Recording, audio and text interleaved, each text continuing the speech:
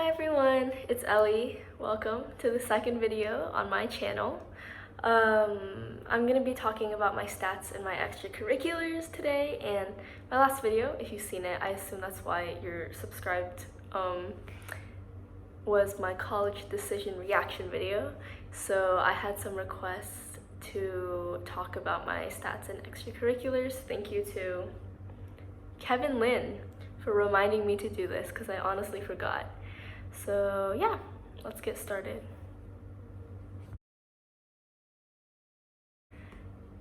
And actually, before we start, I just want to put a disclaimer out there. I'm not trying to brag. I'm not trying to, flex on you guys and be like, oh my god, I'm so great. This is all the stuff I did. So yeah, this is just for anyone who might want to know. And remember that colleges look at every single person differently, holistically. They take into account all the other things you do, so don't reduce your application to just a few numbers and the list of 10 things you've done over the past however many years.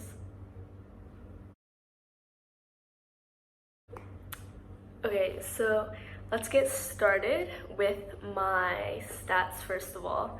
So I had a 4.36 GPA, and our school weights things kind of weird. So regular classes are 4.0 if you get an A, and then you get a 0.3 boost if you are in an AP or IB/HL class.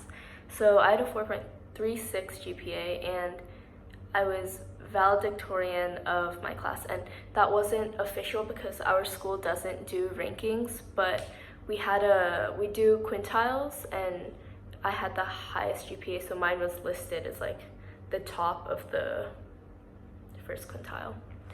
And yeah, so I had a 1560 SAT, and I didn't end up submitting that one because I also got a 36 ACT, so I just submitted my ACT scores.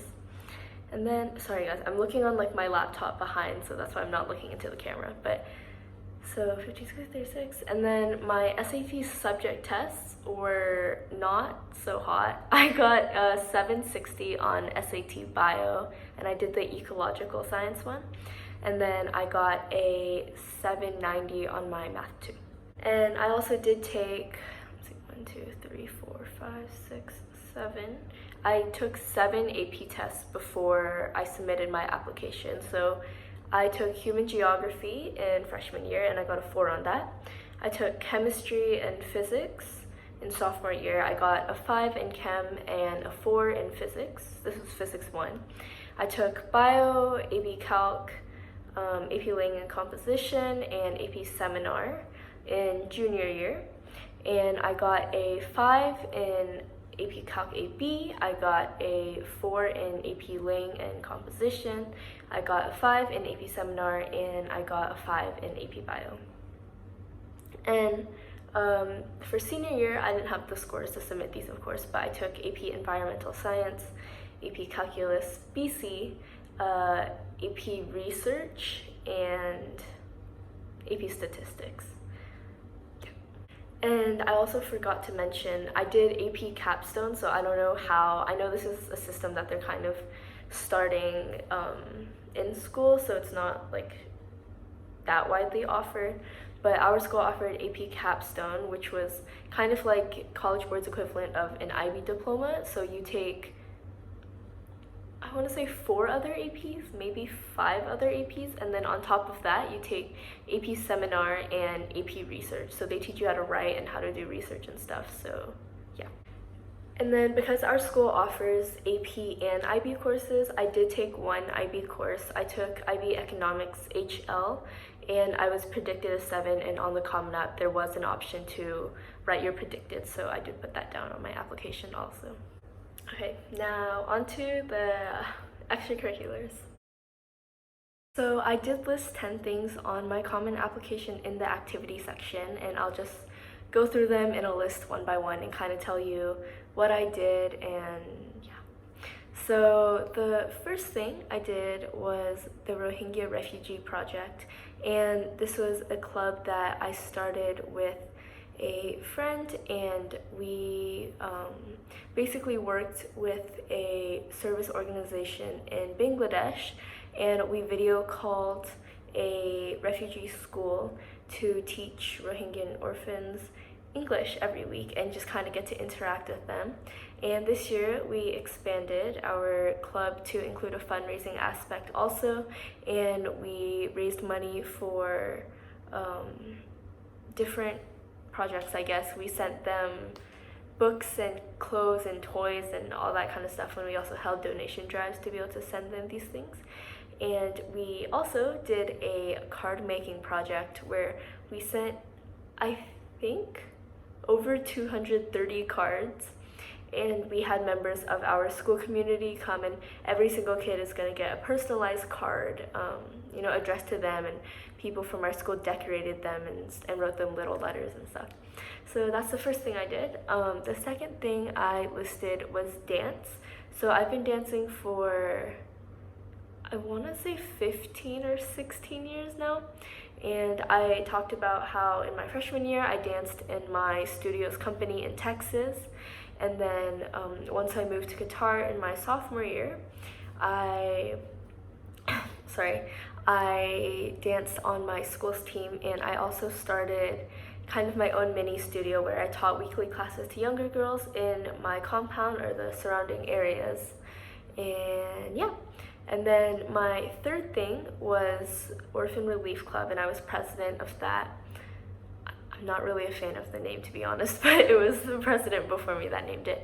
So Orphan Relief Club, we worked with a orphanage in Mexico called Casa Hogar, and basically this is an orphanage that takes boys off the street and kind of helps them get back on their feet and prepares them to go leave and be adults when they're 18 with like life skills and stuff. So we worked with them, and we had lots of fundraising events, or we raised awareness for them, and we did gifts, like we made bracelets for them and sent all the staff and all the kids a little bracelet for them to wear. And yeah. And then the fourth thing I did was I talked about a trip I did to Lebanon with a humanitarian group called Tying Vines. And normally I maybe wouldn't recommend putting a service trip on, especially if it's kind of just one where you go and you give people food or something, if it doesn't show a long-term commitment. But this one, it took a lot of planning. It was several months of planning to be able to go on this trip, and we did fundraising things beforehand and afterwards. So a big thing that we did was we raised money within our church by doing bake sales and just talking to people and asking them for funds, and we were able to buy, I think we raised almost $3,000, and we bought shoes for everyone in the refugee camp. And then we went to visit over fall break for a week, and we planned lessons, and we did things like napkin folding or bracelets or nail polish and stuff with the teenage girls there.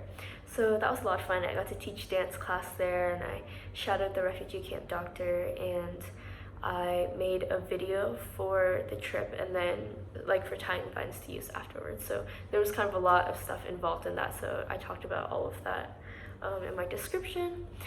And then the fourth thing I listed was TILE. So TILE stands for Talks on Innovation, Leadership, and Entrepreneurship, and I think it's a thing based in America, but we opened a Doha branch, and I was in charge of marketing and like logistics and stuff.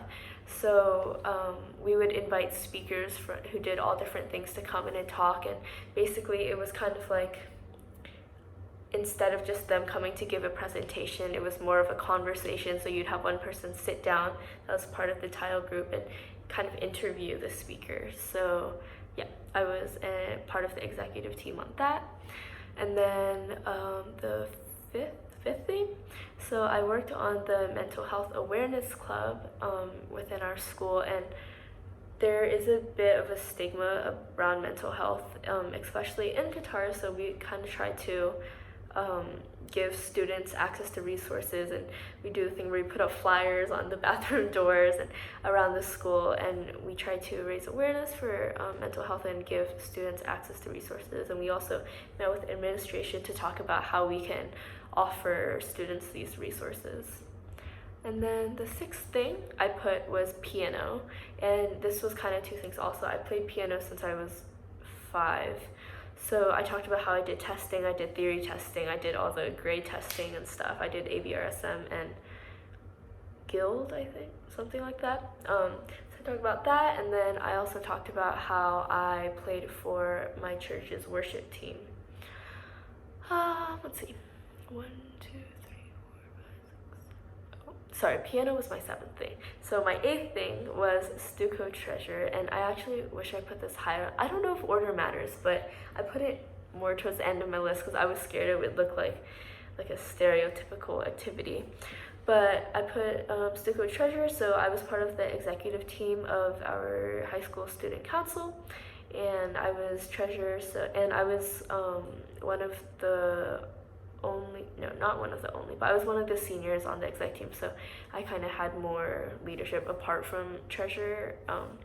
So we planned school dances, we did spirit events, we held monthly assemblies for the student body where we gave different clubs the opportunity to come and advertise and share what they were doing.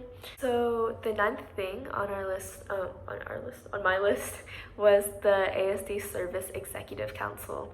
And that's basically a group of representatives from all the service organizations in our school that meet together to talk about how we can better integrate service with like education and stuff, and talk about how we can give opportunities to students to engage in service and how the service can be meaningful to our school community and the greater world community.